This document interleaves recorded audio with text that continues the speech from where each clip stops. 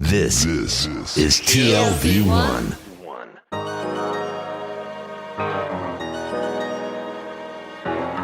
The Tel Aviv Review.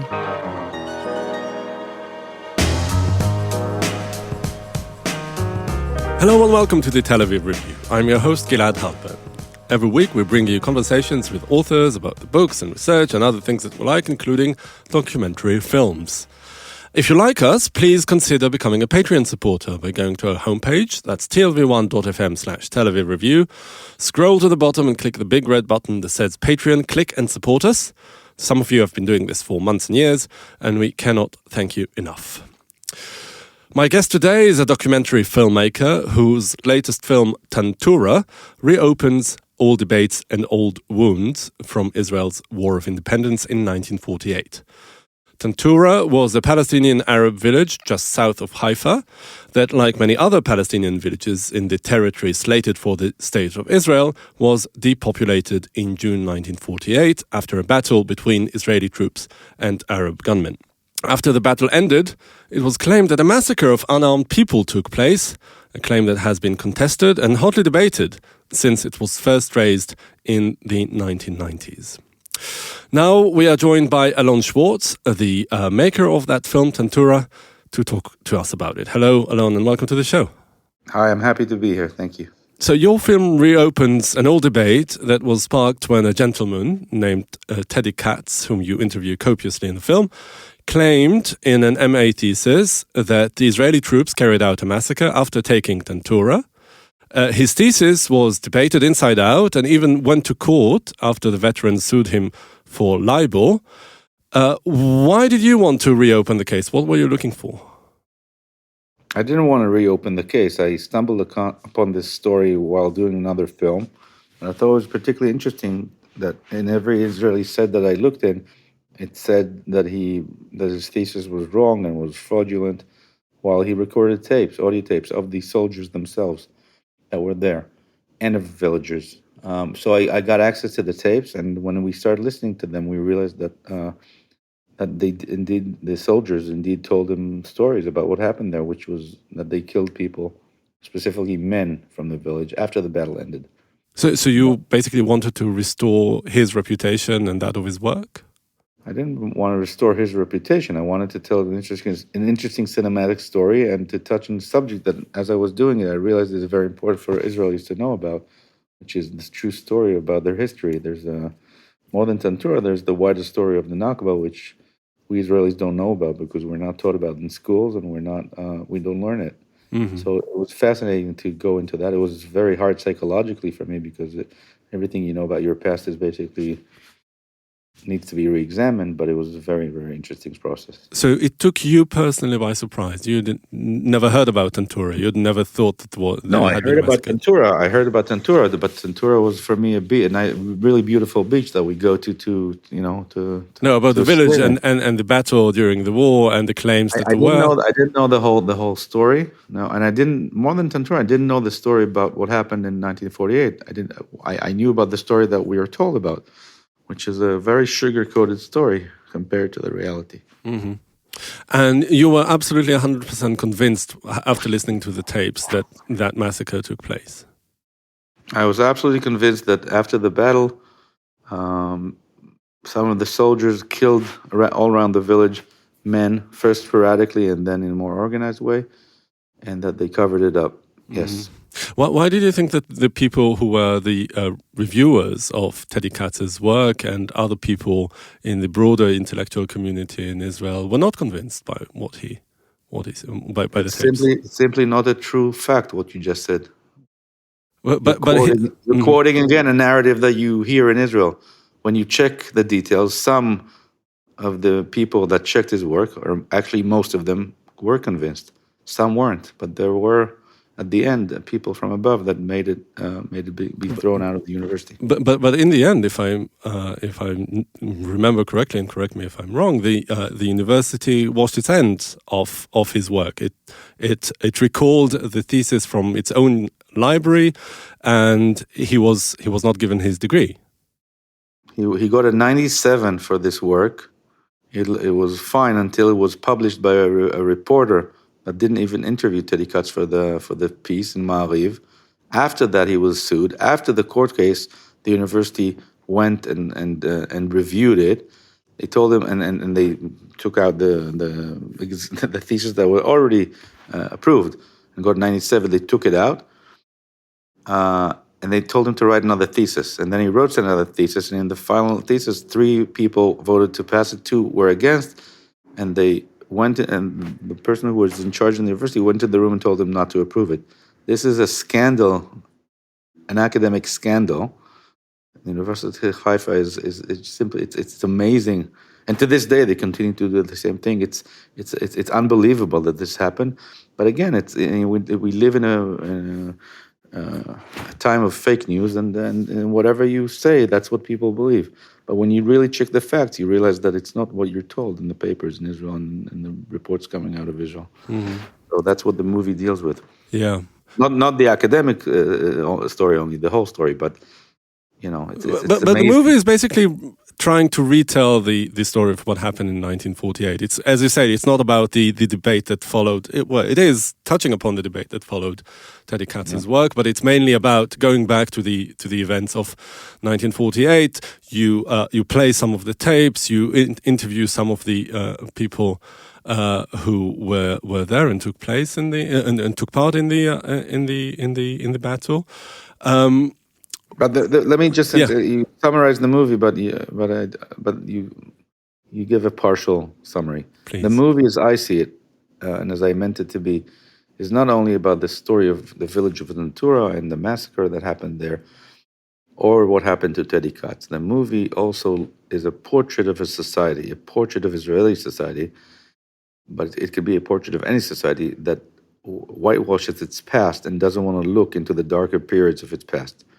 And it's how memory is sculpted and how people look away from what they really don't want to remember. That's how I define the movie. And the case of Tantura is discussed in this movie, of course. But the movie, the wider picture in the movie is about the Nakba, the Palestinian catastrophe, the ethnic cleansing of the Palestinian population from the territories that are Israel today. The 1948 borders, and about a society that doesn't want to look into its past. Mm-hmm. You interview, as I said, Teddy Katz copiously for the movie. Does he share your views on that? On the culture of memory in Israel to this day? Because he suffered quite a lot from it. His life was ruined. His life was almost taken away. He suffered 3 strokes. The first one was after the first publication in Ma'ariv, and what happened to him after. So yeah, he suffered a lot, and the movie has really helped him to gain some of the pride he had after he got the initial 97 and the initial honors. He was an honors student until he wrote something he wasn't supposed to write.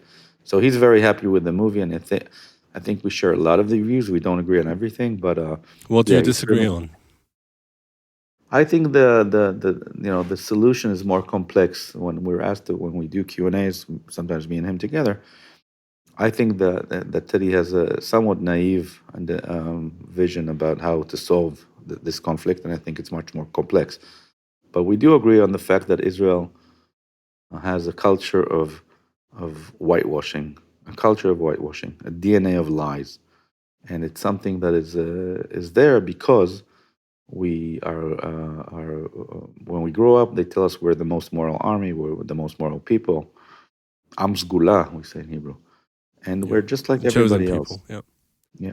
So I think and this, and I didn't think this before I started the film. I was just like everybody else in Israel. I came from the Zionist left. I still am. I still strongly believe that Jews need a country, even though I think it has to be in defined borders in a much smaller country. But I'm not an enemy of the state. I simply believe in telling the truth, and I think and I don't believe the old historians that tell a narrative that needs to justify some things. It's interesting because there was some sort of a golden age of a critical thinking about Israel's history, and that was the moment in which Teddy Katz first started doing his work. That was more or less in the 90s, after the new historians came about. and one of them is interviewed in your movie. That's Ilan Pape, who was also involved in the debate at the time at the University of Haifa, where he taught at the time. Do you was it not? I mean, to you personally, you had no knowledge of the new historians and the sort of debate that was around them. Before I started the film, all I knew was that in 1948 there was a war. I thought it was like a civil war, and that the Arabs ran away by themselves, which is a very naive thing to think. But this is what most It is Israelis think. what most Israelis think. But I'm And sort it of is very naive, right? It is, yeah, but it's like the very Arab countries, very do they straightforward. either? It's comforting, and it's I mean it's also quite natural to think that way, that your country can do no wrong. But I'm trying to. You said earlier that you came about it via while working on a different project. Can you tell us about like the first lead that took you down that road? I was after my first movie, which was called Eyes Shikers. I was the national mommy, everybody loved me in Israel. It was a post-Holocaust story, a very personal story. I wanted to do something that has a political significance, and I started researching and actually filming NGOs, Israeli NGOs that work in the occupied territories, B'Tselem, Breaking the Silence, and Ta'ayush, which are three organizations, and started looking at how their image in Israeli culture has deteriorated due to a lot of political work done by the right. So that was the story, and I had some problems, some access problems, and other problems. And one night when I came home, I kind of Googled and started researching about early silence breakers, or people who broke the silence before breaking the silence as an organization started. And I stumbled across the Teddy Katz story. I called him up, from the information and from the directory, and he told me come the next day. And I came, and I found a broken man, but with a huge story and fire in his eyes. But the truth is, I didn't believe him at first, because you read all these websites and you think, oh, he must be a liar. But then when you listen to the tapes, you realize that it's all there. It's all there. Mm-hmm. And then you track down some of the remaining survivors. I mean, it was 25 years down the line, so I'm guessing many of them have died in between. How difficult was it to not only to find them, but also to get them to speak again? Because I mean, they must be very exhausted after this long period of a very public debate. It was hard. It was very hard to find them. First of all, there's no list. There's no central list in the IDF that finds them. I was lucky. I was lucky in many ways, but I also invested a lot of time with it. But I found both people that Teddy Katz interviewed, and a lot of people that he didn't get to at all. And I finally came to interview them. And I'll tell you something. I specialize in old people. My previous movie was also old people, so I like talking to them because I love them. They remind me of my grandparents that are not living anymore. They're the same age. And basically, older people want to talk. They're sometimes lonely. They're sometimes not surrounded by people who listen to them. And when you come with a camera and talk to them, they go on, and they tell you about their grandchildren and about their childhood and about the war, and it's just great. I have so many other stories that they told me, so it was super, super interesting. But the main thing that was interesting was to hear the way they think, and that's something you don't get when you read dry transcript like they do in court, like they do in the academia, and they think this is like pure science. The historians think they're mathematicians, and I found that as a filmmaker pretty unbelievable.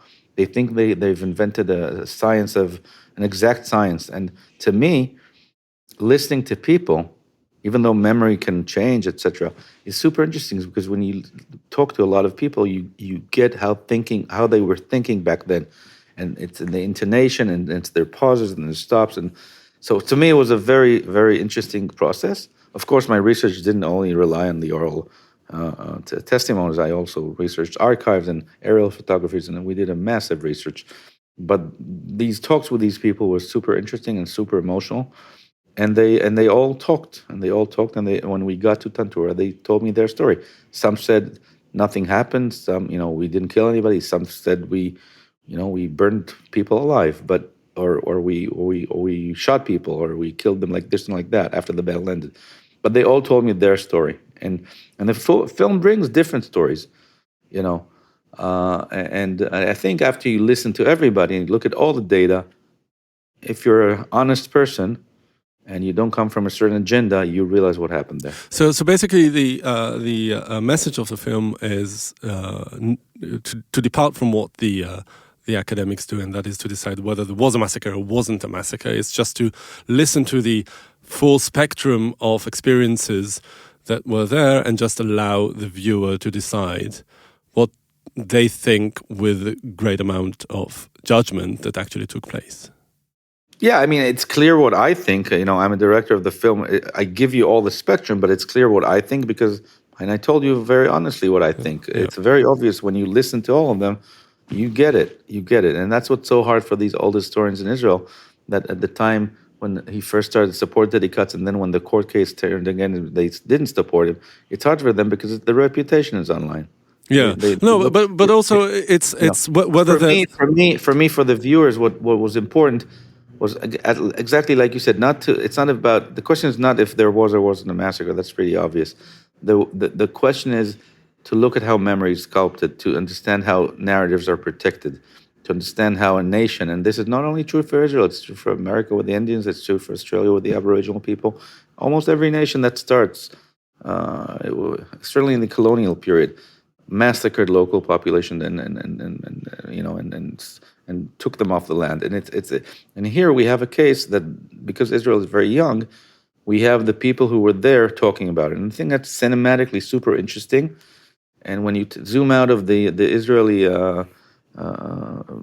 urge to deny it all, which is ridiculous, you have a really interesting cinematic piece, and I think that's what is strong about this film. No, but also actually listen to the voices. Yeah, but going back to what you said about the sculpting of memory, I mean, the witnesses, the people whom you interview in the film itself, are also on the receiving end of that process. Did that emerge in your conversations with them? This sort of dilemma, this sort of being torn between telling the story as it was and protecting the national narrative?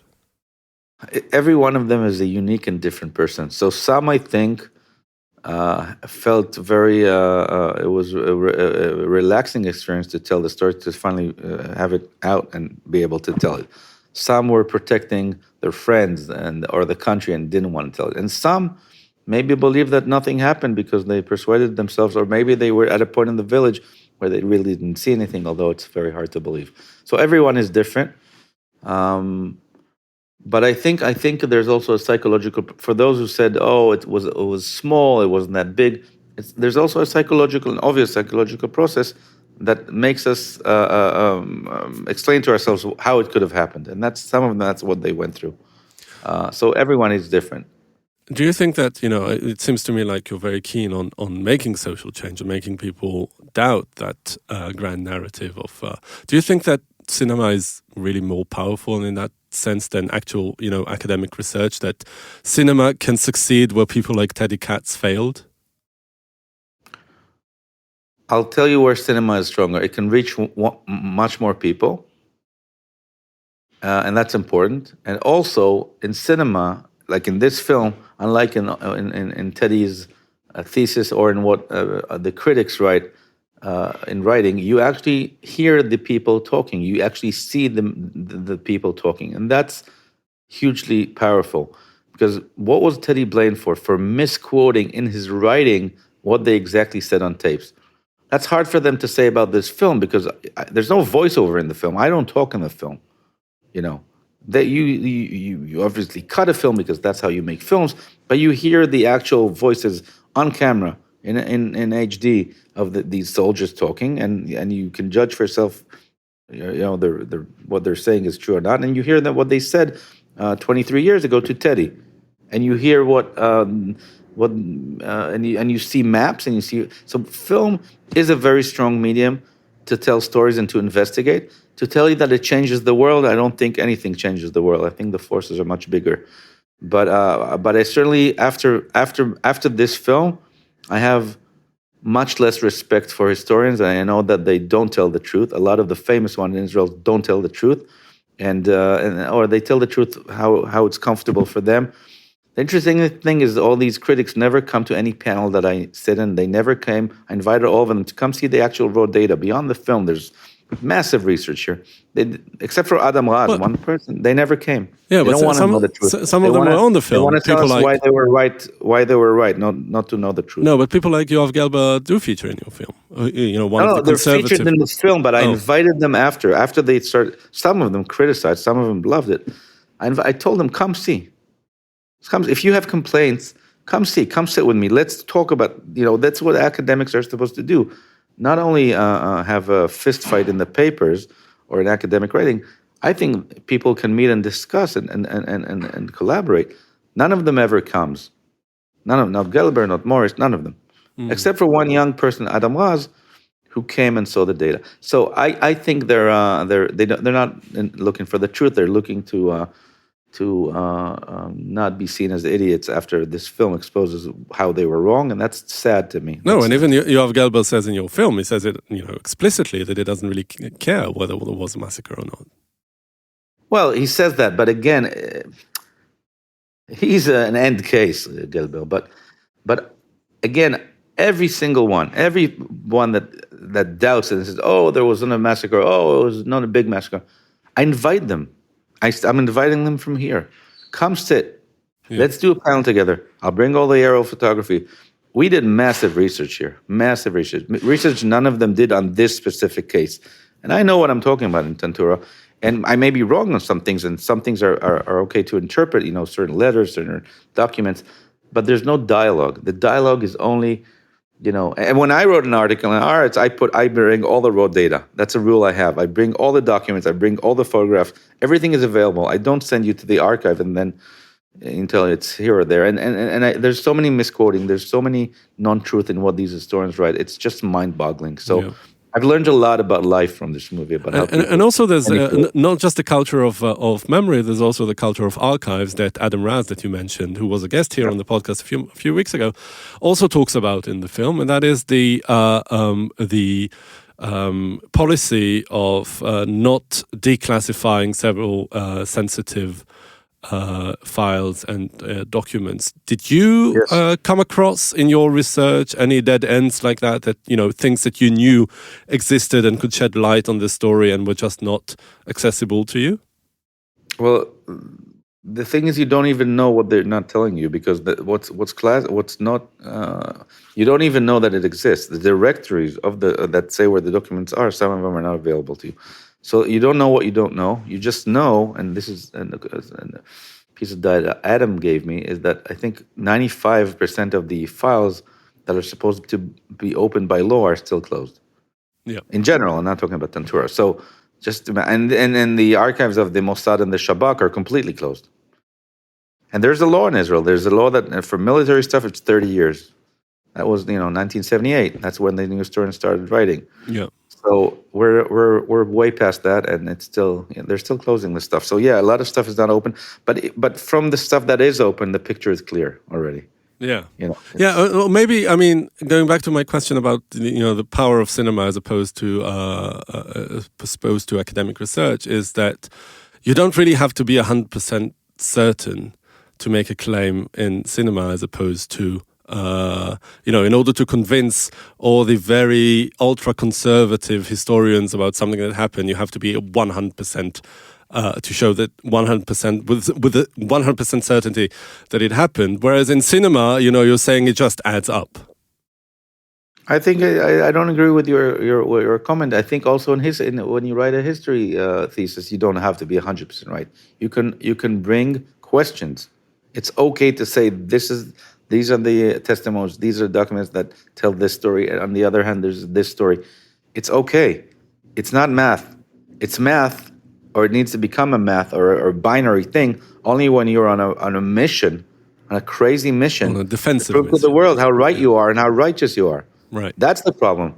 And when you look at this from the side, you know, and it's beyond even that. It's some of these people that criticize me were the from the new historians were people who discovered the Nakba back in the day. But if they didn't discover this particular massacre, they're very angry that somebody else did or Right. proved it. You're talking So about Benny again, Morris, I'm guessing. yes, it's ridiculous article, and it's a shame. We say in Hebrew. I won't say in Hebrew. He wrote two good books when he started when he was young, and today he's busy defending his old career instead of creating dialogue with people that come and look at things that they didn't look at in new ways. So I'm really sorry for him. Right. Did you get any responses from Palestinian viewers of the film? Did it strike a chord with with them? I actually go around Israel and the world and show it both to Jewish, Israeli, and Palestinians audiences, and the Palestinians, like the Israelis, it's not the one thing. A lot of them are really excited or love me for finally telling the truth as they see it, because they grew up with these stories, not specifically Tantura in general, and they feel that it's a history that Israel hides, and they're very excited that an Israeli tells the truth and brings it to light. A lot of them think that I'm a bad person because I don't agree to the right of return. They ask me, okay, so what's the solution? I explain to them that the Israeli DNA is not ready for the right of return because in Israel's thinking, not having a Jewish state at all will endanger the population. That's how we grew up, and that's how Israelis are, and they forget what I think, but they don't. They have a very hard time with that, because they say, okay, if you discovered everything you discovered, and now you understand all of this about the Nakba, how can you not be for the right of return? And I tell them, listen, I'm for a solution that is the least of evils, and I think that's a two-state solution that everybody for years knows is the solution, but nobody wants to progress with. So some of them don't like me for that. But again, most of the majority of Palestinians are very emotional about the film, and they hug me and they tell me thank you. So I think it, it, it, it's an interesting phenomenon to talk to Palestinian audiences as well. Did it pique your interest in 1948 and maybe the history of Israel? Are you planning to make more films about, that and the culture of memory and maybe deconstructing it? It was very interesting for me. I was very depressed. I went into what I can call identify as a type of depression. Well, It's realizing incredible. what you learned while making it, is that what you? Realizing our history, realizing how we are still in for covering it up, realizing how much lies there are, realizing that even if you bring an incredible research and you interview people and you show and calculate the volume of a mass grave that for the first time you see from the air, people will like Benny Morris will just discredit because they're not the ones that discovered it. It's sad. I was a bit naive thinking that that I did it right, and people would say, okay. So it made me sad. Do I plan to make more films on the 48? The answer is no, certainly not right now. I need to rest. We're running for the American Oscars. We're about to broadcast this all over the world after we had a very successful run in Israel. And I want to finish like first quarter of next year, finish with this film, and get my life back. I've been on this road for too long, and at the end, I need to pay rent and move on with my life. Right. It's not. I came from high tech, so so making films is interesting, but you need to progress with your life. Is that a cautionary tale? It's sort of a kids don't try this at home. No, try this, but know that it's very hard to, in Israel at least, make document. It's hard to make documentary films, certainly for in Hebrew or Arabic. If you're not in mainstream America, it's hard to make a living from it. It's super interesting, super interesting. I'm not sorry I made the last film or this film, but there's a price. There's a huge price tag attached to it, and you pay for it. It's hard to have a relationship. It's hard to have to get some sleep. It's hard. It's just hard to do this. it takes all of your soul. It takes away your soul. And at one point, you wanna go back to life, wake up, and just smile and see the sunshine and relax. Yeah, I'm or a human maybe being. swim in Tantura Beach. That's also an I option. I look. Tantura Beach is no different, or Tantura is not very different than any other piece of land in Israel. When I drive around Israel today, I see the ruins and I suddenly become sad because I realize more today what happened there. And then on the other side, I understand it's also the story of almost every nation that started in a war. And the important thing, I think, is not just to make a decision about who's right and who's wrong, like Israelis and Palestinians like to argue about. The important thing is to acknowledge each other's story, to understand that we have a dark history on both sides, and acknowledgement is the only way to start a dialogue that will one day maybe yield a better future. And that's a deep, deep understanding that a lot of the older dogs that don't want to learn new tricks, historians and non-historians, don't want to see. And Yeah. and call me naive, but I believe that when you acknowledge each other, you have a chance of humanism and of a future of peace. And that's what I'm trying to do. Yeah, well, I admire your optimism because, people on the left have been saying this and trying this for decades now, and it seems that we're moving in the opposite direction. We're certainly moving in the opposite direction. I think this government that was just elected is a catastrophe. But I have to argue with you that I don't think in the Zionist left we're quite doing this, because I come from the Zionist left, but 48 is a taboo for the Zionist left as well. It's either you're post-Zionist and you recognize what happened in Nakba, or you're on the Zionist left and you look away and you talk about only 67. And that's where I come with the novel approach. I still believe the Jews need a little country of their own to be safe and to feel safe for the next decades. But I think that recognition, even if you believe in a Jewish state, which I think makes you somewhat of a Zionist, I think that you need to acknowledge and to know the real history and to understand that in 48, we had the context of the Holocaust. We were attacked. All this is true, but we also ethnically cleansed another people. And I'm not suggesting, again, to bring all the Palestinians back to Tantura and to send all the kibbutzniks to the ghetto in Europe. I'm saying that recognizing the future and recognizing the past is the first step to a better future. Yeah, I have to say, to give a small spoiler, that you make this point very nicely in the film in one of the last scenes, where there's a panel of old-timers from the nearby kibbutz Nachsholim who are having exactly the same debate, whether, recognition means destruction or recognition just means, way forward. And I think that it's especially powerful because these people are, the founding generation, and were there physically when the events that you're talking about took place. Yeah, they were They came to the kibbutz 3 weeks later to the village, so they were not in the battle. But they are not in the battle, but they were there in the Yeah. country in real time. They were. Yeah. They are the founding generation, and this is what the film looks at. It's the last words of a whole set of people that were there that are not going to be with us, and a lot of them are not with us anymore. And that's why it's super interesting to get their oral descriptions and thinking and emotions on this very interesting period. And indeed, that group of 4 kibbutzniks is Israel, is the portrait of Israeli society, at least of that period. And that's why they're so interesting. And indeed, they have a very interesting debate. One says, we can remember, we can put a memorial here and recognize it. It doesn't mean we're leaving our homes.